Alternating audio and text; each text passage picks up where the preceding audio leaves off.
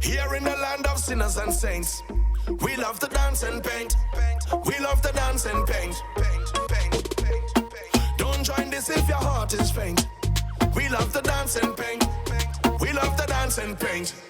So let Welcome back to the Now Morning Show. It is just shy of 15 minutes to the hour of 7 o'clock, and we are speaking about the brand new artwork on set that definitely has an incredible story and an incredible woman behind it. We continue our collaboration with the Art Society of Trinidad and Tobago, and today we chat with our resident artist on set for the week, Madiha Farag-Miller. Good morning and welcome. Good morning, Natasha. It was lovely meeting you this morning. It is a pleasure. It's a lovely morning. It's a pleasure to have you with us this morning. Thank you so much. And I think we got so carried away that now we're here in the conversation. We've already chatted, but there is a lot more for us to unpack this morning. Madiha, you have some awesome work, I have to say, immediately. Thank you so much for sharing it with us. How long have you been painting? Since I could hold a pencil, I started school. 6 years old, we start school in Egypt. So I start to finish my homework quickly to start my drawing. That's incredible. That went on for the rest of my life. But there is a time when I had to choose between going the Faculty of Art or doing archaeology. Right. And for me, when I look at to be a professional artist, it wasn't like financially I was going to make a living. So I chose to go and do archaeology, graduated, and have a degree in archaeology, Egyptology. And that's important because many times these are the conversations that we have with artists, with the fact that, yes, you would love to have pursued it full time, but the reality is life happens and you have to make, let's say, a challenging choice. But now you're here with us, and as you mentioned, you've done archaeology as well as quite a number of other things as well as we were discussing. How have you seen your life's journey impact your art? I did a lot, because when you have up and down situations in life and you face challenges, you seem to use art to vent and make decision what I'm going to want to present or express my feeling as well. Then there's a point of time and they said, no way I'm going to stay on the negative side, but just going to drag me and drag other people around me down. Let me celebrate life, celebrate everything green around me, even this sand, gravel, everything. I looked at the desert driving in Egypt, and I looked at the people dancing. I didn't see any sad things or maybe less trees around, but I celebrated everything around me. Because that is how life make me to choose. And I did choose to be happy. Yeah. And that's an important choice that we have to make every single day. And your artwork definitely brings light and joy to those who see it. It brought joy, immense joy to us. I know many of us just walked on this morning and were like, wow, this is incredible. Now, you have some pieces on set this morning that are reflections of Cairo and also reflections of Trinidad and Tobago. Walk us a little bit through your process and how you create and what inspires you. Well, I used to go out a lot. These days, not like before, but going in the forest a lot and sketching. Every time I go out, I have a sketchbook, and I sketch my surrounding. So I keep building up. And then when I sit home and relax myself, I say, okay, time for me to create a painting. And that painting will just go on and on. I go back to it and put it aside, pick up another one and see, okay, I'm recording something else. I'm adding birds because I just feel life, just hearing the birds around you. And that's what I have around me now, where I live. It's beautiful surrounding and everything is green. Listen, one of the most beautiful things about Trinidad and Tobago, but as you mentioned, birds, one of the things that I've noticed with all of the pieces that we have is somewhere, somehow, birds are included.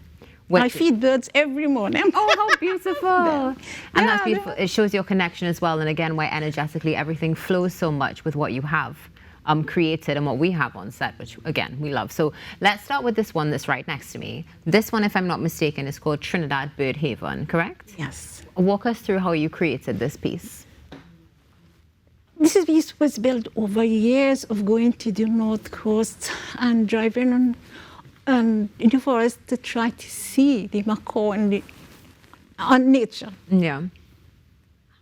It's only one time when I was going with a group, they call themselves Hash, around us in the forest. Then we heard the voice and we saw them flying. Couldn't catch a sketch. But when I went home, my neighbors have a bird, macaw, and it ran away, break away from their nest. So it came by me. And I catch so much sketches and pictures. And I just have it. And the white egret, it is all around me.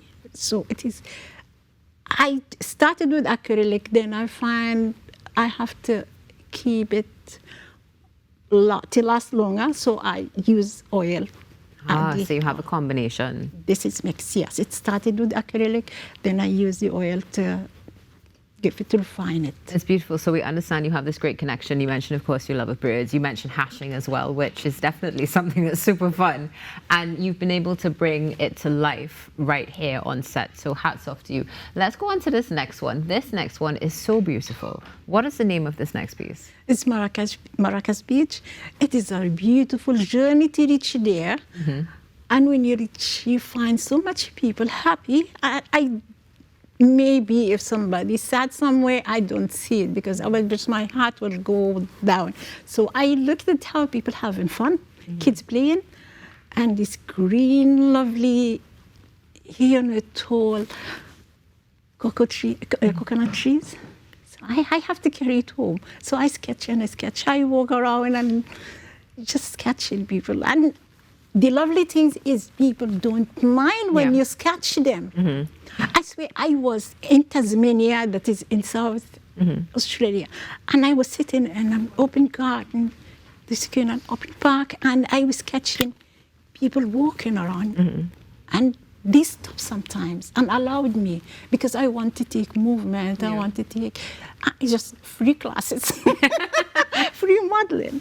It is amazing. It's amazing to have the ability to do something, to draw or paint.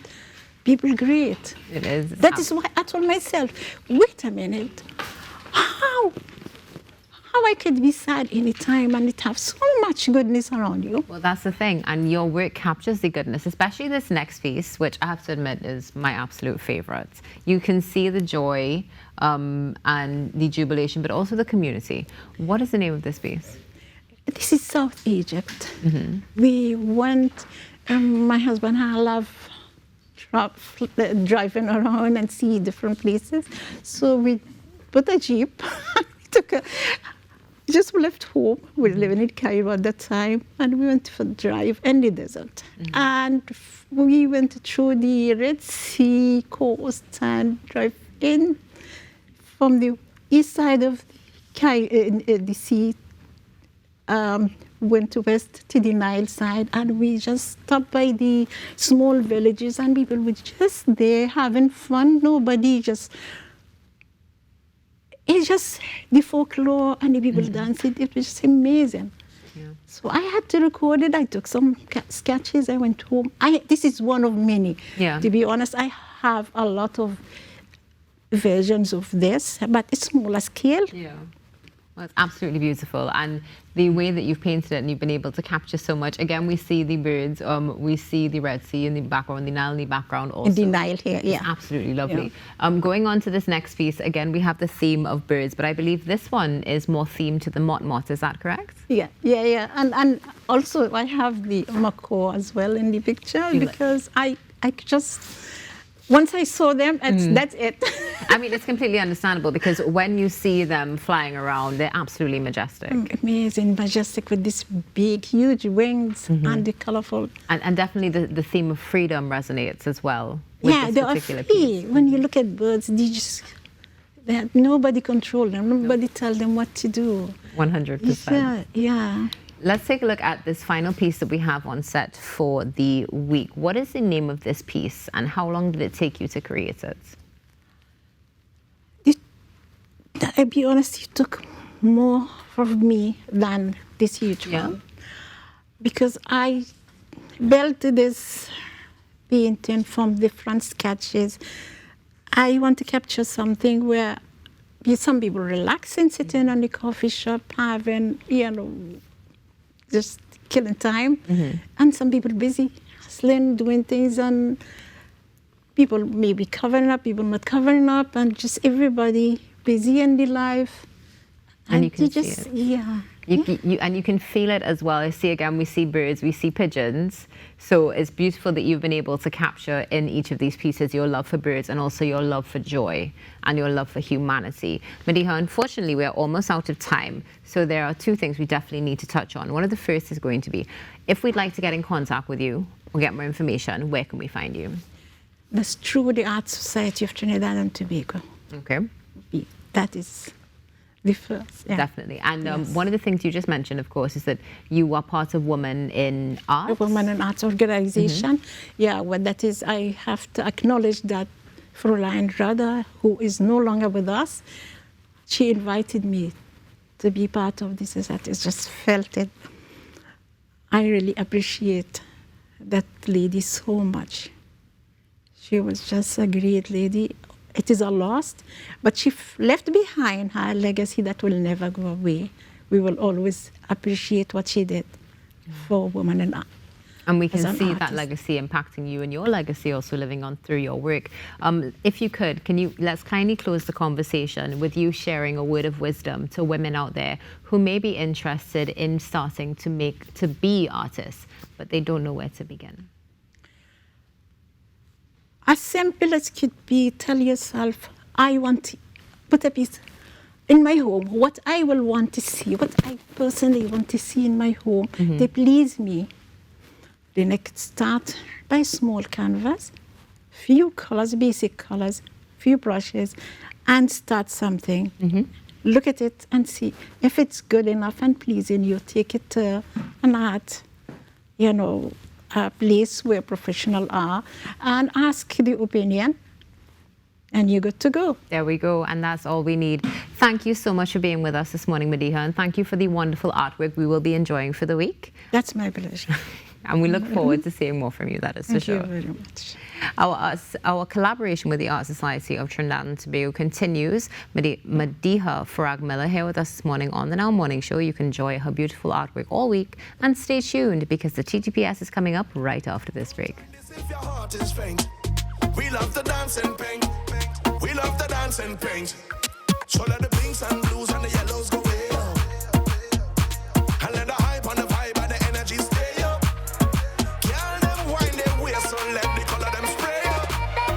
Let them know.